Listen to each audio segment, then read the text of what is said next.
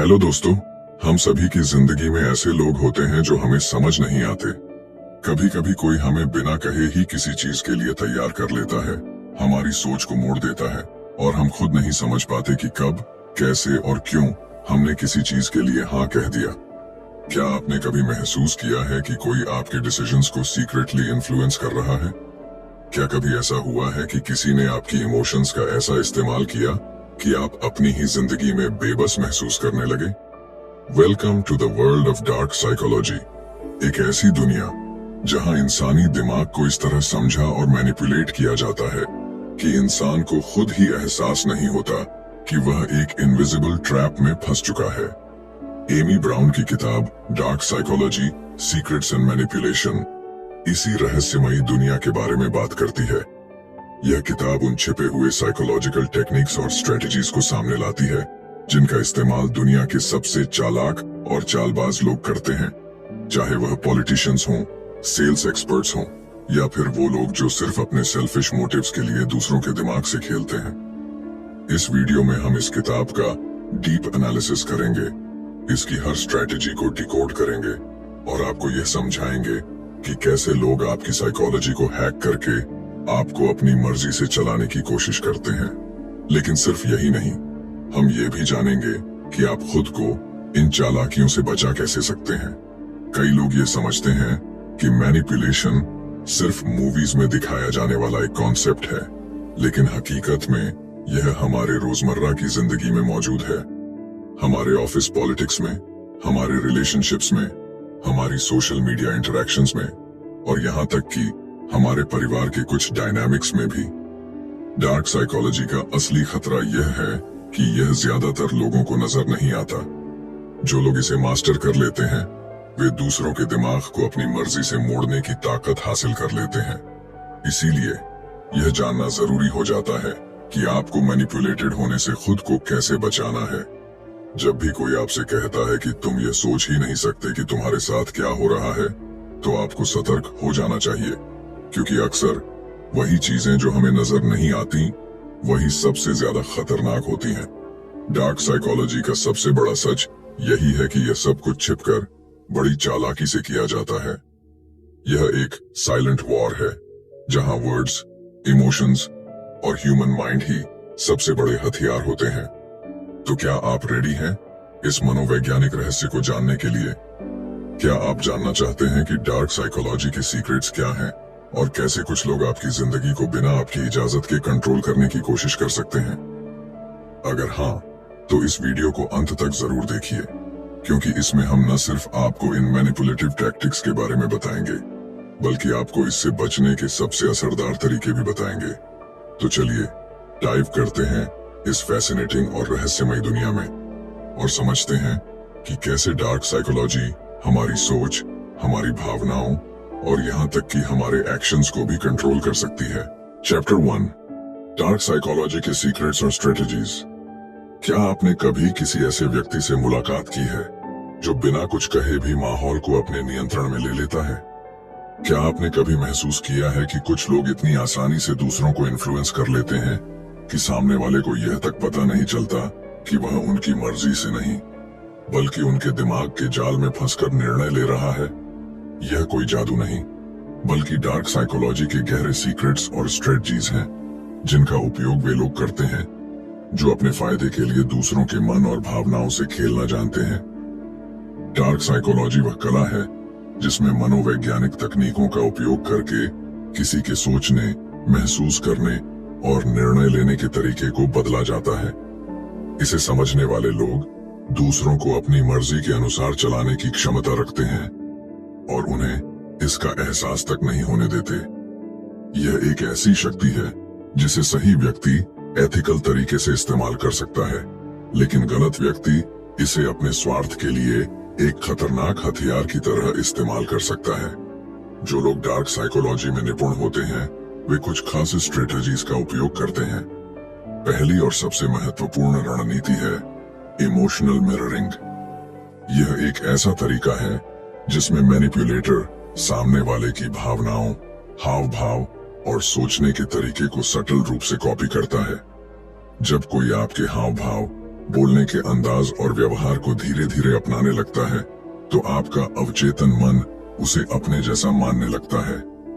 इससे आपके भीतर उस व्यक्ति के प्रति एक अनजाना विश्वास पैदा हो जाता है और यहीं से मैनिपुलेशन की शुरुआत होती है। एक और शक्तिशाली रणनीति है फियर बेस्ड कंट्रोल। इंसान का दिमाग स्वाभाविक रूप से डर से प्रभावित होता है। जब हमें किसी चीज का डर होता है तो हम उसे टालने के लिए कुछ भी करने को तैयार रहते हैं। डार्क साइकोलॉजी का उपयोग करने वाले लोग इस डर का फायदा उठाते हैं। वे सटली ऐसे शब्दों और विचारों का इस्तेमाल करते हैं जो आपके दिमाग में अनिश्चितता और भय पैदा करें। वे यह दिखाते हैं कि अगर आपने उनकी बात नहीं मानी तो कुछ बुरा हो सकता है। यह डर फाइनेंशियल लॉस, सोशल रिजेक्शन या इमोशनल ब्रेकडाउन का हो सकता है। डर का सही इस्तेमाल करने वाला व्यक्ति आपके दिमाग में वह नैरेटिव सेट कर सकता है जो उसके फायदे के लिए काम करता है। इसके अलावा गैसलाइटिंग एक ऐसी मनोवैज्ञानिक तकनीक है जिसे डार्क साइकोलॉजी में अक्सर इस्तेमाल किया जाता है। इसमें व्यक्ति धीरे धीरे आपकी परसेप्शन को डिस्टॉर्ट करने की कोशिश करता है, जिससे आपको अपने ही विचारों और यादों पर संदेह होने लगे। आपको यह महसूस होने लगता है कि शायद आप ही गलत हैं और सामने वाला सही है। जब कोई लगातार यह कहे कि तुम चीजों को गलत समझ रहे हो या तुम्हारी याददाश्त धोखा दे रही है, तो यह गैसलाइटिंग का संकेत हो सकता है। यह तकनीक इतनी खतरनाक होती है कि व्यक्ति अपनी ही सोच पर शक करने लगता है और पूरी तरह से मैनिपुलेटर पर निर्भर हो जाता है। डार्क साइकोलॉजी का एक और छिपा हुआ रहस्य है गिल्ट ट्रिपिंग। यह एक ऐसी तकनीक है जिसमें व्यक्ति दूसरे के अंदर अपराध बोध की भावना जगाता है ताकि वह उसकी बात मानने को मजबूर हो जाए। उदाहरण के लिए, अगर कोई यह कहे अगर तुम मेरी मदद नहीं करोगे तो मैं बहुत परेशान हो जाऊंगा, या अगर तुमने मेरी बात नहीं मानी तो यह दिखाएगा कि तुम्हें मुझसे कोई फर्क नहीं पड़ता, तो यह गिल्ट ट्रिपिंग का एक उदाहरण है। यह एक सटल लेकिन बेहद प्रभावी तरीका है जिससे लोग दूसरों को अपने नियंत्रण में रखते हैं। डार्क साइकोलॉजी के इन सीक्रेट्स का इस्तेमाल सिर्फ व्यक्तिगत रिश्तों में ही नहीं बल्कि बड़े स्तर पर भी किया जाता है। राजनीति, बिजनेस, मार्केटिंग और सोशल मीडिया में भी यह तकनीकें अपनाई जाती हैं। कंपनियां अपने प्रोडक्ट्स बेचने के लिए लोगों के मनोविज्ञान को समझकर विज्ञापन तैयार करती हैं। वे स्कैरसिटी का डर दिखाती हैं, लिमिटेड टाइम ऑफर या स्टॉक रनिंग आउट फास्ट, जिससे ग्राहक इंपल्स में आकर तुरंत निर्णय लेते हैं। इसी तरह कई नेता जनता के इमोशंस को कंट्रोल करके अपनी रणनीतियों को सफल बनाते हैं। डार्क साइकोलॉजी की सबसे खतरनाक तकनीकों में से एक है आइसोलेशन टेक्निक। इसमें मैनिपुलेटर धीरे धीरे अपने शिकार को बाकी दुनिया से दूर करता है ताकि वह पूरी तरह से उसके कंट्रोल में आ जाए। वह यह महसूस कराता है कि बाकी लोग भरोसेमंद नहीं हैं, सिर्फ वही व्यक्ति सही है। जब कोई व्यक्ति अकेला महसूस करता है तो वह मैनिपुलेटर की बातों पर और अधिक निर्भर हो जाता है। यह तकनीक अब्यूजिव रिलेशनशिप्स और कल्ट्स में अक्सर देखी जाती है। यह सब जानकर शायद आपको लग रहा होगा कि डार्क साइकोलॉजी का उपयोग केवल बुरे लोग करते हैं, लेकिन सच्चाई यह है कि यह सिर्फ एक मनोवैज्ञानिक टूल है जिसे कोई भी सही या गलत तरीके से इस्तेमाल कर सकता है। यदि आप इन तकनीकों को पहचानना सीख जाए तो आप न केवल दूसरों की मैनिपुलेशन से बच सकते हैं बल्कि खुद को मेंटली स्ट्रांग भी बना सकते हैं। अब सवाल ये उठता है, क्या आप इन रणनीतियों को पहचानने में सक्षम हैं? क्या आप जानते हैं कि कोई आपके साथ इन टेक्निक्स का इस्तेमाल कर रहा है? और सबसे महत्वपूर्ण बात, क्या आप खुद को इससे बचाने के लिए तैयार हैं? डार्क साइकोलॉजी के रहस्यों को जानना सिर्फ इसलिए जरूरी नहीं है कि आप दूसरों को कंट्रोल कर सकें, बल्कि इसलिए भी कि आप खुद को कंट्रोल करना सीखें। जब आप इन गहरी मानसिक चालों को समझ लेते हैं तो कोई भी आपको आसानी से मैनिपुलेट नहीं कर सकता। अब यह आपके हाथ में है कि आप इस ज्ञान को कैसे इस्तेमाल करते हैं, एक मेंटल शील्ड की तरह या एक साइकोलॉजिकल वेपन की तरह। Chapter 2, analysing dark psychology. क्या आपने कभी सोचा है कि इंसान के दिमाग में चल रही गहरी चालों को समझने की ताकत अगर आपके पास हो तो आप कितनी चीजों को अपने पक्ष में कर सकते हैं? क्या अगर आपको यह पता चल जाए कि कोई आपके साथ खेल खेल रहा है, तो आप उसके जाल में फंसने से पहले ही खुद को बचा सकते हैं? यह सब समझने के लिए हमें डार्क साइकोलॉजी को एनालाइज करना होगा। यह कोई साधारण मनोविज्ञान नहीं है, बल्कि यह इंसानी दिमाग के उन पहलुओं की गहराई में जाने की कोशिश है जिनके बारे में आम लोग सोचते भी नहीं है। डार्क साइकोलॉजी यानी मनोविज्ञान का वह क्षेत्र जो पावर, कंट्रोल और इन्फ्लुएंस पर आधारित होता है। यह इंसानों के कमजोर बिंदुओं को समझने, उनकी इच्छाओं और डर को मैनिपुलेट करने और उन्हें एक ऐसी दिशा में ले जाने की कला है जिसमें वे खुद भी यह महसूस नहीं कर पाते कि उनके साथ क्या हो रहा है। यह उन मानसिक तकनीकों का गहन अध्ययन है जिनका उपयोग अक्सर नार्सिसिस्ट्स, साइकोपैथ्स और मास्टर मैनिपुलेटर्स करते हैं। हमारी रोजमर्रा की जिंदगी में हम कई बार ऐसे लोगों के संपर्क में आते हैं जो हमारी भावनाओं के साथ खेलते हैं, हमें गिल्ट ट्रिप में डालते हैं या फिर हमारे डर का फायदा उठाकर हमें अपने अनुसार चलाने की कोशिश करते हैं। कई बार हमें पता भी नहीं चलता कि हमारी डिसीजंस, हमारी सोच और यहाँ तक कि हमारे इमोशंस भी सटली कंट्रोल्ड हो रहे हैं।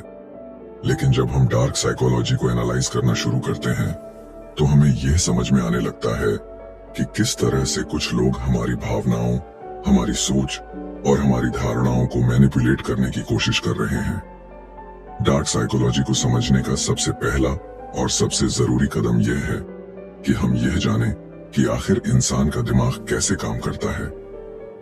हमारे मनोवैज्ञानिक पैटर्न्स, हमारे फियर्स, डिजायर्स और इनसिक्योरिटीज ही हमें वल्नरेबल बनाते हैं।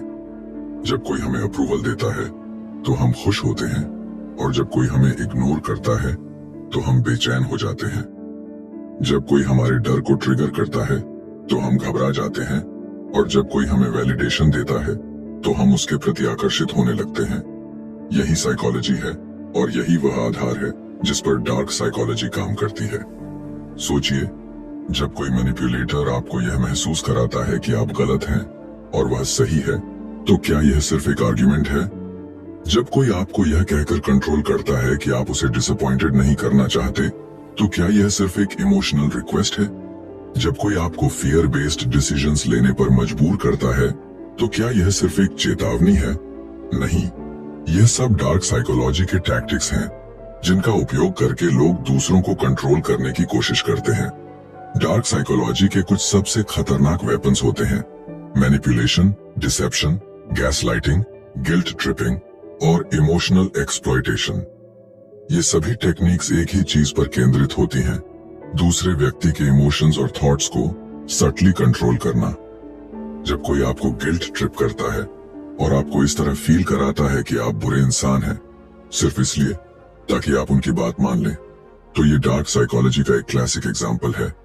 जब कोई आपकी परसेप्शन को मैनिपुलेट करता है और आपको यह विश्वास दिलाने की कोशिश करता है कि आपकी ही सोच गलत है, तो ये गैसलाइटिंग कहलाता है।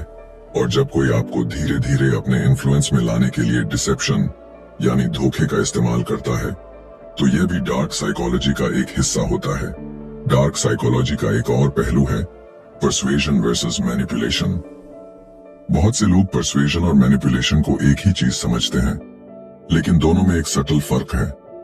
पर्सुएशन यानी मनाने की कला एक एथिकल स्किल होती है जिसमें सामने वाले को बिना दबाव डाले लॉजिक और इमोशंस के संतुलन के साथ अपनी बात पर सहमत किया जाता है।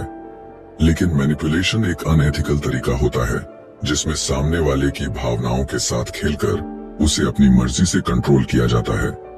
डार्क साइकोलॉजी का सही अध्ययन करने पर हमें यह समझ में आता है कि लोग कैसे सोचते हैं, कैसे रिएक्ट करते हैं और किन परिस्थितियों में वे सबसे ज्यादा वल्नरेबल होते हैं।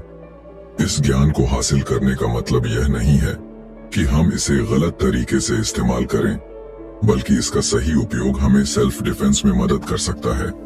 जब हमें यह पता चल जाता है कि कोई व्यक्ति हमारी भावनाओं के साथ खेल रहा है, तो हम सचेत हो जाते हैं और उस जाल में फंसने से बच सकते हैं। इस अध्याय का सबसे बड़ा सवाल यही है, क्या आप जानते हैं कि आप भी अपनी जिंदगी में कभी न कभी डार्क साइकोलॉजी के किसी न किसी टेक्निक का शिकार हो चुके हैं?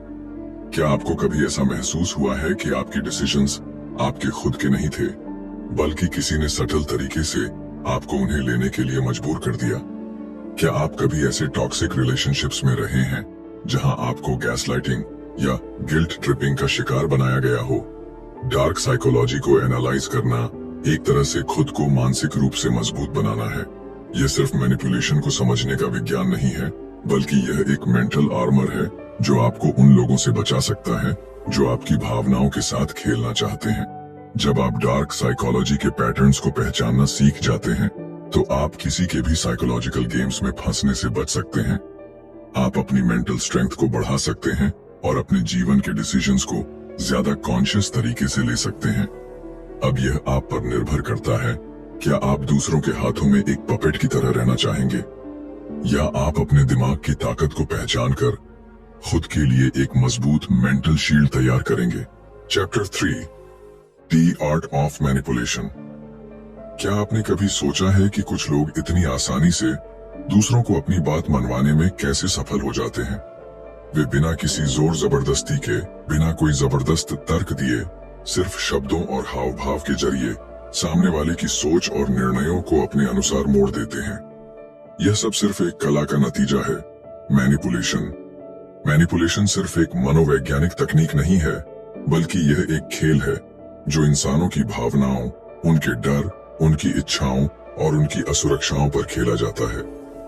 एक कुशल मैनिपुलेटर वह होता है जो सामने वाले के सबकॉन्शियस माइंड तक पहुंचकर उसे ऐसा महसूस कराता है कि वह खुद ही उस निर्णय तक पहुंचा है, जबकि असल में हर कदम उसकी योजना के मुताबिक उठाया गया होता है। सोचिए, जब कोई आपसे कहता है, अगर तुम मुझसे प्यार करते हो तो तुम ये करोगे, तो यह प्यार की मांग है या एक चालाकी से घड़ी गई मानसिक चाल? जब कोई आपको गिल्ट महसूस कराता है कि आपने उनकी मदद नहीं की, भले ही आपके पास सही कारण थे, तो यह सिर्फ एक सीधा सा अनुरोध था या एक मनोवैज्ञानिक जाल? जब कोई अपने शब्दों के माध्यम से आपको यह विश्वास दिला देता है कि आपकी ही सोच गलत है और वे सही हैं, तो यह सिर्फ एक बहस थी या दिमाग से खेला गया एक सटल अटैक? मैनिपुलेशन की जड़ें हमारी भावनाओं में गहराई से ढसी होती हैं। इंसान एक भावनात्मक प्राणी है। हम सभी प्यार, सम्मान, सुरक्षा और स्वीकृति चाहते हैं, और जब कोई इन भावनाओं को अपने नियंत्रण में ले आता है, तब वह हमें अपने अनुसार मोड़ सकता है। यह कला इतनी सूक्ष्म होती है कि अक्सर हमें एहसास ही नहीं होता कि हम मैनिपुलेटेड हो रहे हैं। हम सोचते हैं कि हम अपने डिसीजंस खुद ले रहे हैं, लेकिन असल में हर डिसीजन हमें एक खास दिशा में धकेलने के लिए केयरफुली प्लान्ड होता है। एक कुशल मैनिपुलेटर यह जानता है कि किस इंसान की सबसे बड़ी कमजोरी क्या है। कुछ लोगों को वैलिडेशन की जरूरत होती है, कुछ को डराया जा सकता है, कुछ को गिल्ट में डुबोकर कंट्रोल किया जा सकता है, और कुछ को ऐसी परिस्थितियों में फंसाकर मैनिपुलेटेड किया जा सकता है जहां उनके पास कोई और रास्ता ही न बचे। ये सब एक मानसिक खेल का हिस्सा है जहां कोई हार मानता नहीं दिखता, लेकिन असल में एक व्यक्ति हमेशा मानसिक रूप से हार चुका होता है। आपने शायद रिश्तों में, दोस्ती में, ऑफिस की पॉलिटिक्स में या अपने निजी जीवन में ऐसे कई उदाहरण देखे होंगे जहां लोग दूसरों की भावनाओं से खेलकर अपना काम निकलवा लेते हैं। क्या आपने कभी महसूस किया है कि किसी ने आपको कोई ऐसा काम करने के लिए राजी कर लिया जो आप करना नहीं चाहते थे? क्या आपको कभी गिल्ट ट्रिप में डालकर कोई ऐसा काम कराया गया जिससे आपको बाद में लगा कि आपने खुद के साथ अन्याय किया? क्या आपने कभी ऐसे लोगों के साथ डील किया है जो आपकी बातों को तोड़ मरोड़ कर पेश करते हैं ताकि आप हमेशा खुद को दोषी महसूस करें? मैनिपुलेशन के कई रूप होते हैं: gaslighting, silent treatment, guilt tripping, passive aggressiveness और सटल माइंड गेम्स। ये सभी तकनीकें इस एक ही उद्देश्य के लिए बनाई गई हैं, दूसरे व्यक्ति के विचारों और निर्णयों को कंट्रोल करना। जब कोई आपको यह महसूस कराता है कि आपकी खुद की सोच गलत है और आपको हर हाल में उनकी बात माननी चाहिए, तो यह गैसलाइटिंग कहलाता है। जब कोई आपको साइलेंट ट्रीटमेंट देता है ताकि आप उनकी मर्जी के अनुसार चीजें करें, तो यह भी मैनिपुलेशन का एक रूप है। जब कोई गिल्ट ट्रिपिंग करता है तो वह आपकी कॉन्शियंस को इस तरह हिट करता है कि आप खुद को बुरा महसूस करने लगें और उनकी बात मानने पर मजबूर हो जाए। लेकिन क्या मैनिपुलेशन हमेशा बुरा होता है? इसका जवाब उतना आसान नहीं है जितना लगता है। कई बार मैनिपुलेशन एक आत्मरक्षा का साधन भी हो सकता है। जब कोई आपको फोर्सफुली प्रभावित करने की कोशिश कर रहा हो, तो कभी कभी सटल मैनिपुलेशन ही वह तरीका होता है जिससे आप खुद को बचा सकते हैं। जब किसी टॉक्सिक व्यक्ति से निपटना हो, जब किसी नार्सिसिस्ट को उनकी ही भाषा में जवाब देना हो, तब यह एक डिफेंसिव वेपन बन सकता है। लेकिन यह समझना बेहद जरूरी है कि आपको मैनिपुलेटेड होने से बचने के लिए मैनिपुलेशन को समझना होगा। अगर आप यह पहचान लेंगे कि कोई आपकी भावनाओं के साथ खेल रहा है, तो आप खुद को इस खेल से बाहर निकाल सकते हैं। आपको यह समझना होगा कि किसी का गुस्सा, कोई इमोशन ड्रिवन आर्ग्यूमेंट या कोई गिल्ट ट्रिपिंग हमेशा जेन्युइन नहीं होती। कई बार ये सिर्फ टैक्टिक्स होती हैं ताकि आप उनकी मर्जी के अनुसार चलें। Chapter 4, the art of persuasion. क्या आपने कभी सोचा है कि कुछ लोग इतने प्रभावशाली क्यों होते हैं? वे कुछ भी कहें, लोग उनकी बात को मान लेते हैं। वे जब किसी चीज के लिए रिक्वेस्ट करते हैं तो सामने वाला मना नहीं कर पाता। उनकी प्रेजेंस में एक अलग ही पावर होती है जिससे लोग उनकी बातों से सहमत होने लगते हैं।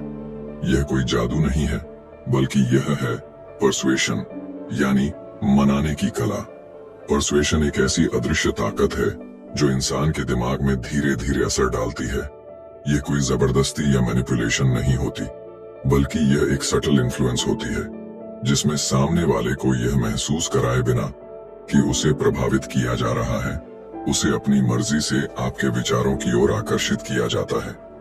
एक कुशल परसुएडर वह नहीं होता जो जबरदस्ती करता है, बल्कि वह होता है जो दूसरों के विचारों, इच्छाओं और भावनाओं को समझकर उन्हें अपने पक्ष में मोड़ने में माहिर होता है। सोचिए, जब कोई सेल्स पर्सन आपको एक ऐसा प्रोडक्ट बेच देता है जिसे खरीदने का आपका कोई इरादा नहीं था, तो यह सिर्फ एक अच्छी बिक्री थी या एक प्रभावी परसुएशन टेक्निक? जब कोई नेता अपने शब्दों के जादू से हजारों लोगों को अपनी बात मानने के लिए तैयार कर देता है, तो यह सिर्फ एक भाषण था या गहरी मनोवैज्ञानिक रणनीति? जब कोई दोस्त, रिश्तेदार या सहकर्मी बिना किसी दबाव के आपको अपनी मर्जी से कुछ करने के लिए तैयार कर लेता है, तो यह सिर्फ संयोग था या परसुएशन का प्रभाव? परसुएशन की असली ताकत इसके सटलिटी में छिपी होती है। यह किसी को मजबूर करने का तरीका नहीं है, बल्कि यह किसी के सोचने के तरीके को इस तरह प्रभावित करने की कला है कि वे खुद ही आपके विचारों से सहमत हो जाएं। इसीलिए सबसे सफल लोग, चाहे वे बिजनेस लीडर्स हों, राजनेता हों, सेल्स एक्सपर्ट्स हों या मोटिवेशनल स्पीकर्स, सभी परसुएशन की कला में निपुण होते हैं। इंसान एक भावनात्मक प्राणी है और उसकी हर डिसीजन मेकिंग प्रक्रिया में इमोशंस का बड़ा हाथ होता है।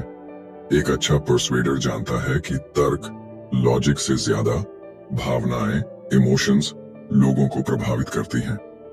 यही कारण है कि महान पब्लिक स्पीकर्स जब भी कोई बात कहते हैं तो वे केवल तथ्यों पर निर्भर नहीं रहते, बल्कि वे अपनी बात को इमोशंस के साथ जोड़ते हैं ताकि लोग उस विचार को सिर्फ समझे नहीं, बल्कि उसे महसूस करें। अगर आप ध्यान दें तो परसुएशन का सबसे ज्यादा इस्तेमाल हमारी रोजमर्रा की जिंदगी में होता है। जब कोई बच्चा अपने माता पिता से कोई महंगा खिलौना लेने के लिए जिद करता है और बार बार उन्हें मनाने की कोशिश करता है, तो वह अपनी कच्ची उम्र में ही परसुएशन का इस्तेमाल कर रहा होता है। जब कोई बॉस अपने कर्मचारी को ओवरटाइम करने के लिए तैयार कर लेता है बिना किसी ऑफिशियल ऑर्डर के, तो वह परसुएशन का खेल खेल रहा होता है। जब कोई प्रेमी या प्रेमिका अपने पार्टनर को किसी खास निर्णय के लिए मनाने की कोशिश करता है, तो वह भी इस कला का इस्तेमाल कर रहा होता है। लेकिन परसुएशन और मैनिपुलेशन में बारीक फर्क होता है। मैनिपुलेशन में सामने वाले की भावनाओं से खेलकर उसे मजबूर किया जाता है, जबकि परसुएशन में उसे एक वैकल्पिक दृष्टिकोण दिखाकर उसकी सोच को जेंटली गाइड किया जाता है। एक कुशल परसुएडर कभी भी गिल्ट ट्रिप या फियर टैक्टिक्स का सहारा नहीं लेता, बल्कि वह यह समझता है कि सामने वाले को क्या चाहिए और उसकी जरूरतों को ध्यान में रखते हुए अपनी बात इस तरह रखता है कि वह खुद ब खुद सहमत हो जाए। परसुएशन की सबसे बड़ी ताकत यह है कि यह एक इनविजिबल फोर्स की तरह काम करता है। इसे सही तरीके से इस्तेमाल किया जाए तो यह किसी की भी सोच को मोड़ सकता है। क्या आपने कभी गौर किया है कि बड़े बड़े ब्रांड्स अपने विज्ञापनों में सिर्फ प्रोडक्ट के फीचर्स नहीं दिखाते, बल्कि वे हमारी भावनाओं को टारगेट करते हैं। एक परफ्यूम एड में आपको सिर्फ परफ्यूम नहीं दिखाया जाता, बल्कि आपको यह एहसास कराया जाता है कि इसे लगाने से आप ज्यादा आकर्षक और कॉन्फिडेंट महसूस करेंगे। एक कार का विज्ञापन सिर्फ कार के स्पेसिफिकेशंस पर फोकस नहीं करता, बल्कि यह आपके अंदर लग्जरी, एडवेंचर और पावर की भावना जगाता है। यही परसुएशन की असली ताकत है। यह किसी चीज को इस तरह पेश करना कि लोग उसे सिर्फ देखें नहीं, बल्कि उसके साथ जुड़ाव महसूस करें।